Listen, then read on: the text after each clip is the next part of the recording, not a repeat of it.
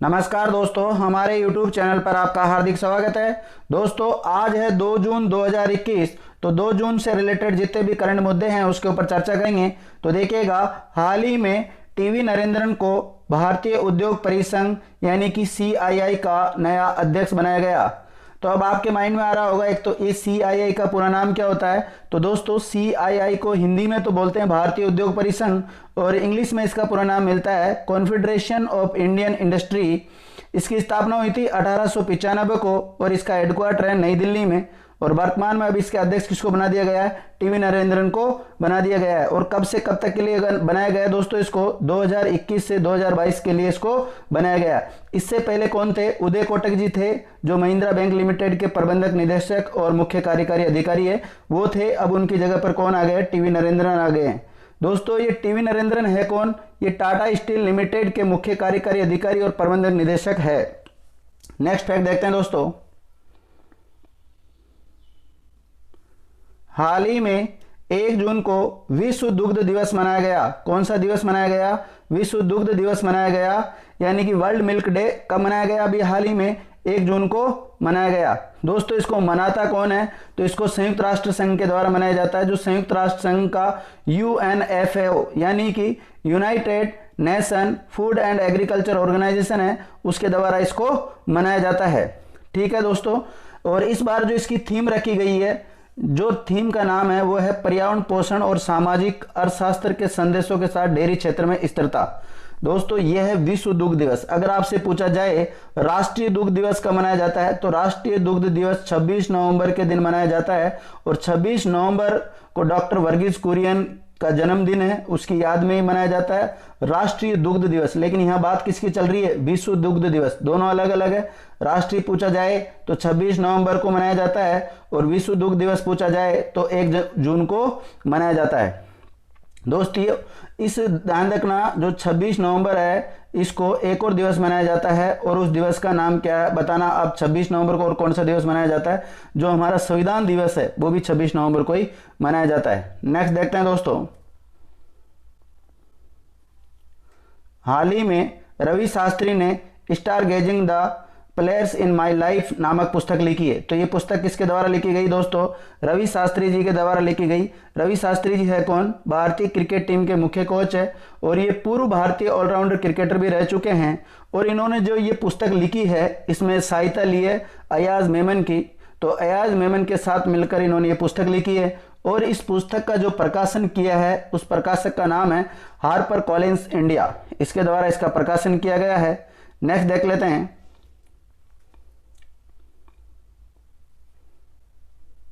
हाल ही में हुई एशियाई मुक्केबाजी चैंपियनशिप 2021 में संजीत कुमार ने गोल्ड मेडल जीता है। तो कौन सा मेडल जीता है दोस्तों?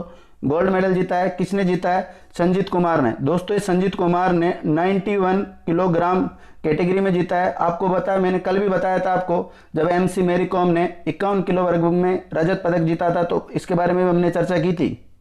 ठीक है, अभी हाल ही में जो एशियाई मुक्केबाजी चैंपियनशिप 2021 है, इसका आयोजन दुबई यानी UAE में हो रहा है, और भारत अब तक 15 मेडल जीत चुका है। कितने? टोटल 15 जीत चुका है। इसमें से 2 तो गोल्ड आ चुके हैं, और 5 सिल्वर आ चुके हैं, और 8 ब्रॉन्ज आ चुके हैं। यानी कि टोटल कितने जीते हैं? अभी तक 15 जीते हैं। नेक्स्ट देखते हैं। हाल ही में नाटो संगठन ने street fire defender 2021 war game नामक अभ्यास शुरू किया है। तो ये स्ट्रीट फायर डिफेंडर 2021 वार गेम्स किसके द्वारा शुरू किया गया दोस्तों?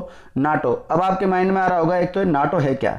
दोस्तों, नाटो इसका पूरा नाम होता है नॉर्थ अटलांटिक ट्रीटी ऑर्गेनाइजेशन। इसकी स्थापना हुई 1949 को, और इसका हेडक्वार्टर है ब्रुसेल्स यानी बेल्जियम में। और इसके जो सदस्य देशों की संख्या है वो 30 है। लेकिन इसके द्वारा जो ये street fire defender 2021 war game चलाया जा रहा है, इसमें 20 देश भाग ले रहे हैं। कितने?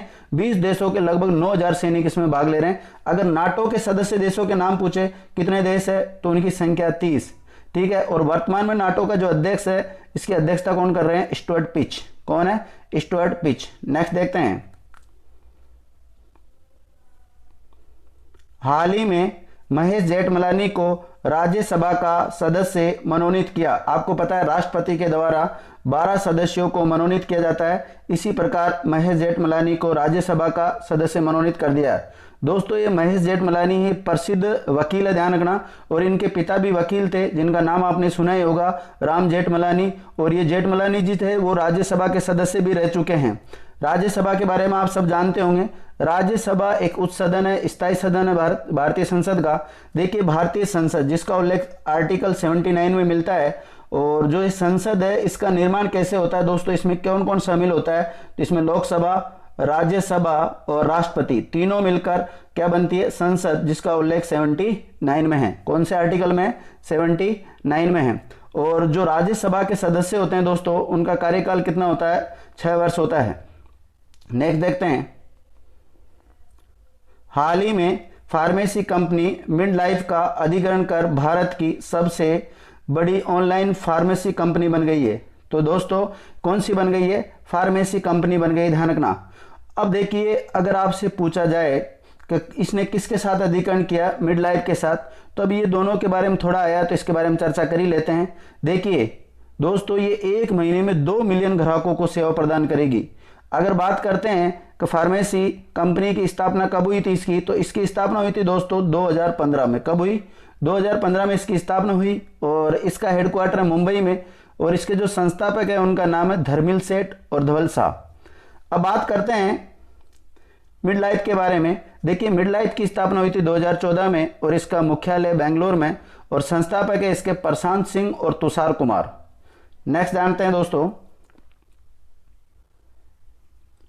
हाल ही में महाराष्ट्र सरकार ने मराठा समुदायों के 10% EWS आरक्षण देने की घोषणा की।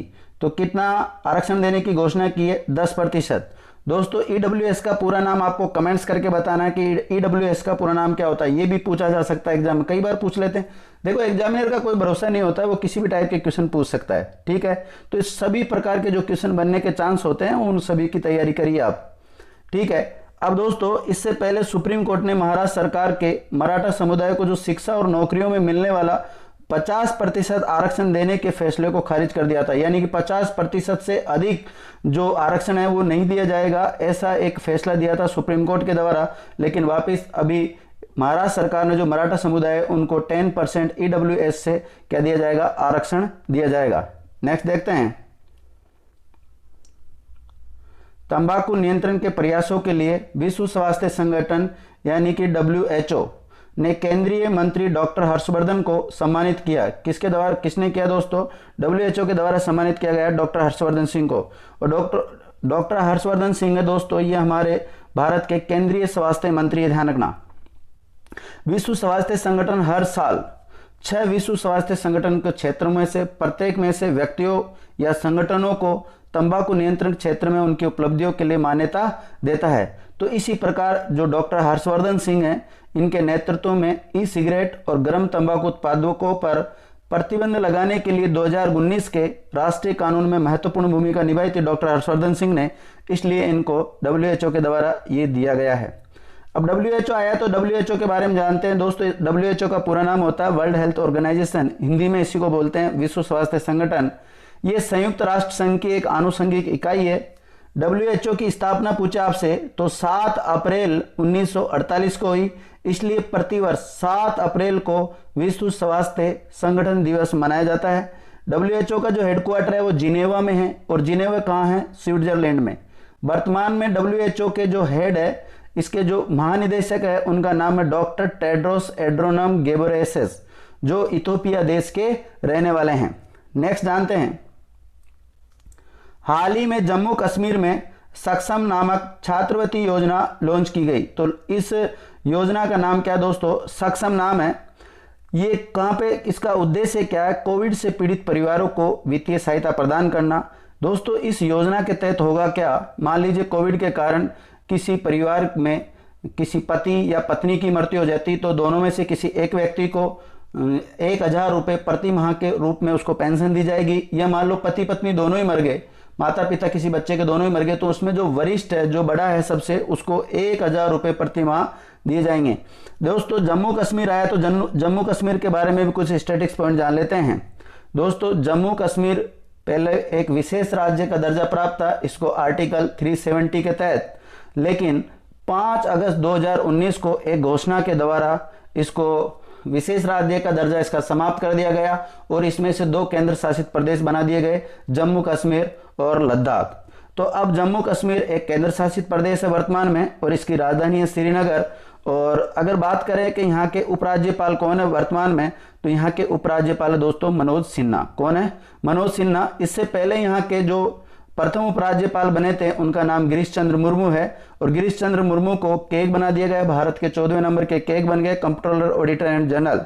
ठीक है। जम्मू कश्मीर का जो वाहन अक्षर होता है दोस्तों वो होता है जेके। क्या होता है? जेके होता है। अब आपको कमेंट्स करके बताना है जम्मू और कश्मीर उच्च न्यायालय के जो मुख्य न्यायाधीश है उनका नाम क्या है।